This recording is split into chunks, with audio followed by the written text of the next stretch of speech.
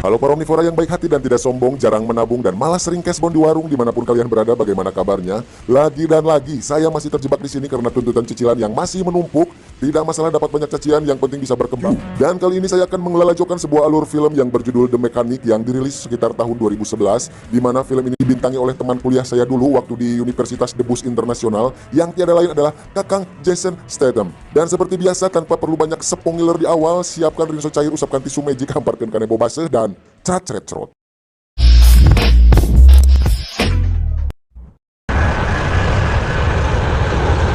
Film ini akan bercerita tentang seorang laki-laki yang bernama Arthur Bishop yang merupakan seorang pembunuh bayaran berdedikasi tinggi dan sangat berdikari. Di awal film, Arthur mendapatkan sebuah misi untuk membunuh seorang kartel narkoboy paling berkuasa di wilayahnya. Meskipun dikelilingi hansip yang sangat banyak, tapi Arthur dapat dengan mudah membunuh targetnya tersebut dan dia juga tidak meninggalkan jejak sedikit pun sehingga orang-orang akan mengira bahwa dia mati karena nasibnya.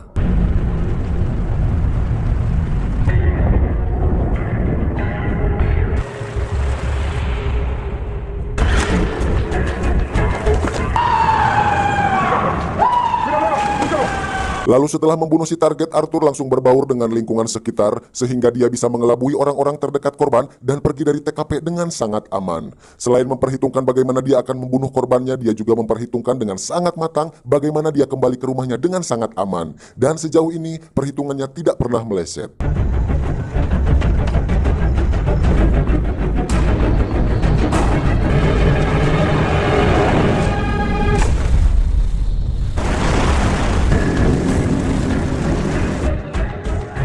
Lanjut, setelah berhasil membunuh korbannya, Arthur pun pulang ke rumahnya yang terletak di sisi danau tengah hutan, dan di tempat inilah dia menggali informasi tentang targetnya dan menyusun rencana yang sangat sempurna untuk membunuh targetnya tersebut. Kemudian keesokan harinya Arthur pergi menemui sahabatnya sekaligus rekan kerja yang bernama Harry, dan dialah orang yang selalu memberi Arthur pekerjaan. Fait accompli. You're a goddamn machine. Yeah. Let's go. I'll get your money.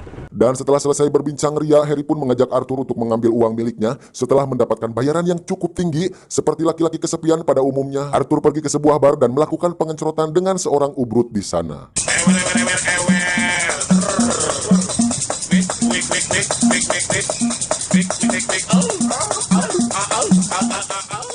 Meskipun Arthur seorang pembunuh berdarah dingin, dia selalu taat terhadap peraturan dan membayar dengan tarif yang cukup tinggi plus bonus untuk wanita ahli lendir tersebut. Singkat cerita, Arthur sudah kembali lagi ke pondoknya sembari melihat misi yang selanjutnya. Namun betapa terkejutnya dia ketika melihat biodata Harry yang akan menjadi target selanjutnya yang harus dia bunuh. Karena takut terjadi kesalahan teknis, akhirnya Harry meminta agar pimpinan perusahaan bersedia meluangkan waktunya untuk bertemu dengan Arthur. Dan setelah di-ACC oleh pimpinan, akhirnya mereka pun melakukan pertemuan untuk membahas keluh kesah dari Arthur. Dan ternyata alasan pimpinan meminta Arthur untuk membunuh Harry adalah karena dia telah membelot dari organisasi dengan menyebarkan informasi tentang perusahaannya ke dunia luar, sehingga menyebabkan jatuhnya korban atas perbuatannya. Pimpinan pun memperlihatkan data keluar masuknya uang yang telah diterima Harry dalam jumlah yang sangat fantastis. Kemudian pimpinan tersebut juga mengatakan kepada Arthur bahwa dia akan memberi dua pilihan kepada Harry, apakah dia akan mati dengan damai di tangan Arthur atau mati dengan penuh kesakitan di tangan pembunuh bayaran yang lainnya. Karena Arthur sangat menyayangi Harry, dia memutuskan untuk membunuhnya agar Harry tidak merasakan penderitaan yang panjang.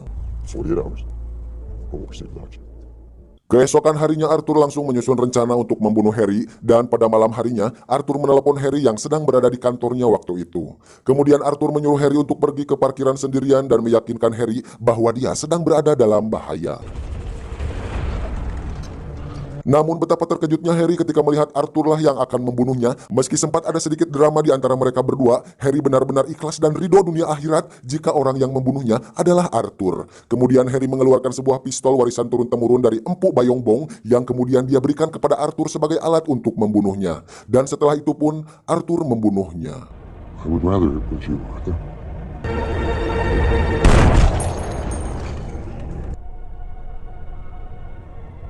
Hari-hari pun dia lalui dengan rasa bersalah yang menyelimutinya. Saat mengunjungi makam sahabatnya itu, Arthur bertemu dengan Stephen yang tiada lain adalah anak dari Harry. It's a long time. Kemudian dia mengantarkan Stephen ke rumahnya yang sebentar lagi akan disita oleh Bang Emok. Beberapa hari kemudian, Stephen pergi menemui Arthur untuk meminta pekerjaan. Meski sempat menolak, Arthur akhirnya mengajaknya untuk bekerja bersamanya. Go home, Steve. Kemudian misi pertama Stephen pun sudah Arthur putuskan, lalu dia mengajarkan Stephen untuk beradaptasi dengan misi yang akan dijalaninya. Dan setelah itu Arthur mengajak Stephen untuk membeli anjing Chihuahua, memintanya untuk rutin pergi ke kafe 1 jam sehari. Take the dog to the coffee shop in Riverdale. Order a coffee, black. Beberapa hari kemudian Stephen pindah ke rumah Arthur karena rumahnya telah disita oleh bank, dan di sela-sela waktu senggang, Arthur mengajari Stephen untuk menembak di halaman belakang rumahnya.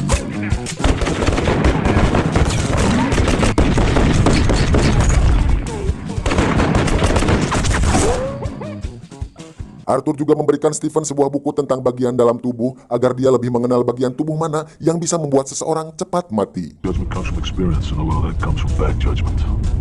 Kemudian Arthur mengajak Stephen untuk pergi membunuh salah satu penjual senjata ilegal sebagai salah satu contoh kecil tentang bagaimana caranya membunuh dengan baik dan benar. Time to take your training to the next level.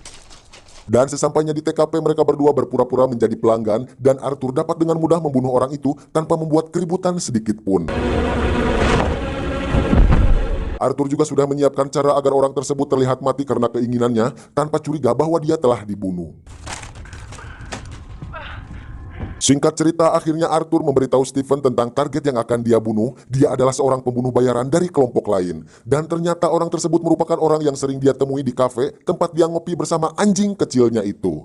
Kemudian alasan Arthur memberikan misi tersebut kepada Stephen adalah karena targetnya tersebut adalah seorang maho atau penikmat sesama batang. Alhasil Stephen merupakan sasaran empuk bagi pembunuh bayaran bertulang lunak tersebut. Dan dari sanalah akan timbul kesempatan dari sebuah kelengahan untuk membunuhnya. Dan benar saja, pembunuh bayaran itu langsung mengajak Stephen untuk pergi bersenang-senang dengan dirinya.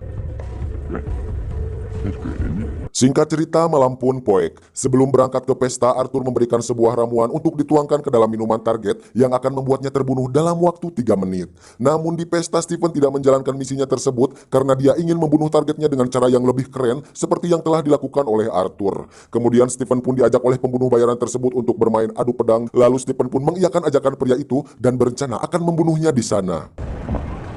Get in, I want to show you something. Yeah? Namun rencana Stephen tidak berjalan selancar apa yang dia pikirkan karena lawannya sangat tangguh dan luar biasa. Meskipun Stephen berhasil membunuhnya, dia juga mendapat balasan yang setimpal dengan luka berat yang diterimanya.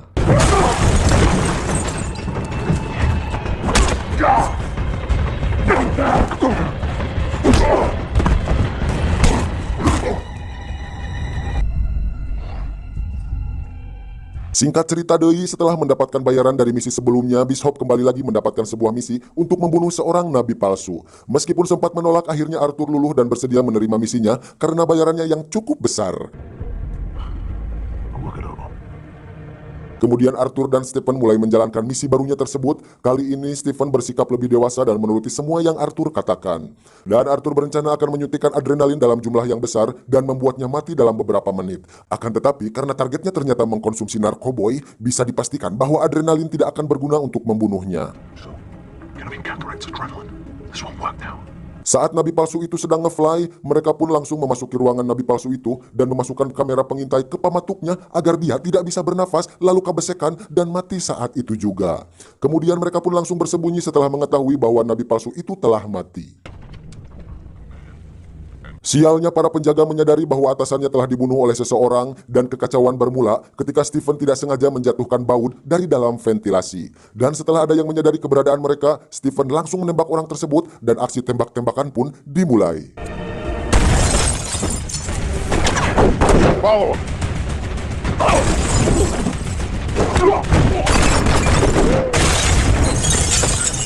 Namun karena skill mereka berdua yang terlalu GG, mereka pun dapat mengalahkan semua anak buah nabi palsu itu dengan begitu mudahnya. Kemudian mereka berdua kabur dari sana dengan cara berpencar dan kabur secara terpisah. Gotta go ahead, we'll meet you at the house tomorrow. Di perjalanan pulang, Arthur secara tidak sengaja melihat orang yang dia kenal, yaitu korban dari pengkhianatan Harry. Kemudian dia pun mengejar orang tersebut dan berhasil menemuinya. Lalu Arthur bertanya kepada orang tersebut, "Kenapa kau masih hidup? Seharusnya kau sudah mati saat menjalankan misimu, jahanam." Namun ternyata dialah orang satu-satunya yang bertahan hidup dan dia sendirilah yang menembak rekan-rekannya ketika sedang menjalankan misi. Dan hal tersebut merupakan perintah dari pimpinan mereka untuk menjebak Harry agar Arthur bersedia untuk membunuhnya. Kemudian pimpinan berjanji akan memalsukan kematiannya agar dia terlepas dari kejaran pimpinan Arthur. Namun karena Arthur yang merasa dipermainkan dan kepalang pusing, dia pun langsung membunuh orang tersebut lebok tahkulagot.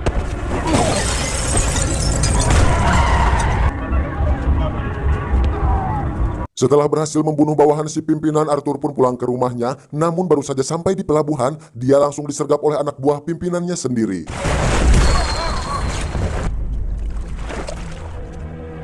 Namun bukan Arthur Papatong namanya jika dia tidak bisa membunuh mereka dengan sangat mudah. Dan setelah berhasil membunuh orang-orang suruhan si pimpinan, dia langsung menelepon Stephen karena pastinya dia juga sudah dikepung oleh anak buah si pimpinan yang lainnya.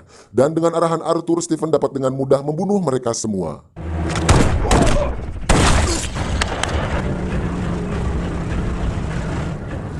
Singkat cerita, Arthur sudah berada di rumahnya dan mengajak Stephen untuk menyerang balik pimpinan mereka. Kemudian dia meminta Stephen untuk mengumpulkan senjata untuk melancarkan aksinya tersebut. Namun sialnya ketika Stephen sedang mengumpulkan senjata, secara tidak sengaja dia menemukan pistol milik ayahnya. Dan Stephen pun menyimpulkan bahwa Arthur lah yang telah membunuh ayahnya itu.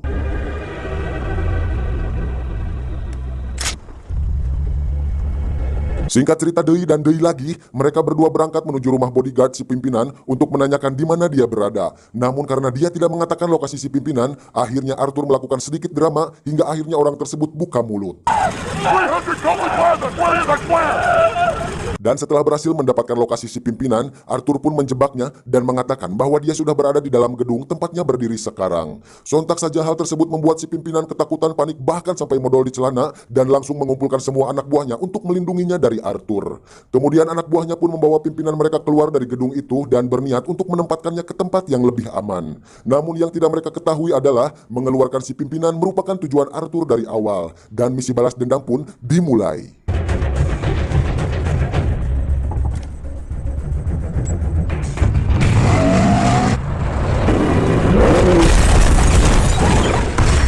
Stephen dan Arthur lalu berpisah dan menuju posnya masing-masing, di mana Arthur menyergap anak buahnya dari belakang, sedangkan Stephen menyergap anak buahnya dari depan. Dan setelah semua pengawalnya habis tak tersisa, Arthur langsung membawa sebuah mobil sampah dan menghantam mobil si pimpinan dengan mobil tersebut. Kemudian Arthur dan Stephen langsung membunuh pimpinan tersebut sampai bubuk. Mamam tak kusiang.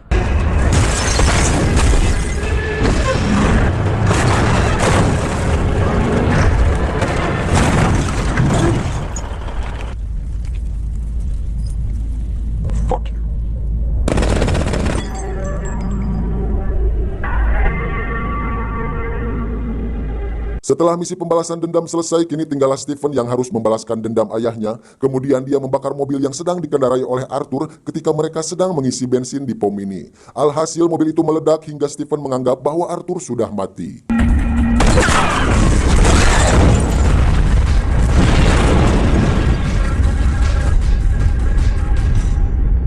Lalu Stephen pun pulang ke rumah Arthur dan melanggar setiap larangan yang telah ia larang di rumahnya. Karena Stephen sudah merasa menang, maka dia tidak perlu lagi menuruti perintah dari Arthur.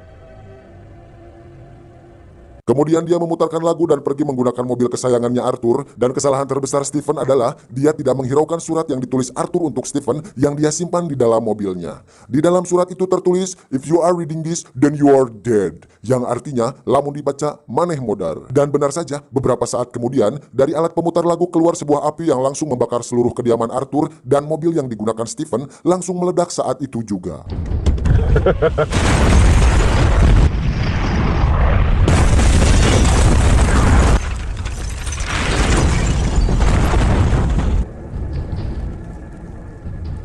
Sementara itu, flashback ke beberapa jam sebelum kematian Arthur, tepatnya di pom bensin mini tadi, terlihat sebuah rekaman CCTV yang memperlihatkan bahwa ternyata Arthur sudah keluar dari dalam mobil sebelum Stephen meledakkan mobil tersebut. Dan film pun diakhiri dengan seorang Arthur yang berjalan dengan legeknya. Tamat, ending yang mengarturkan.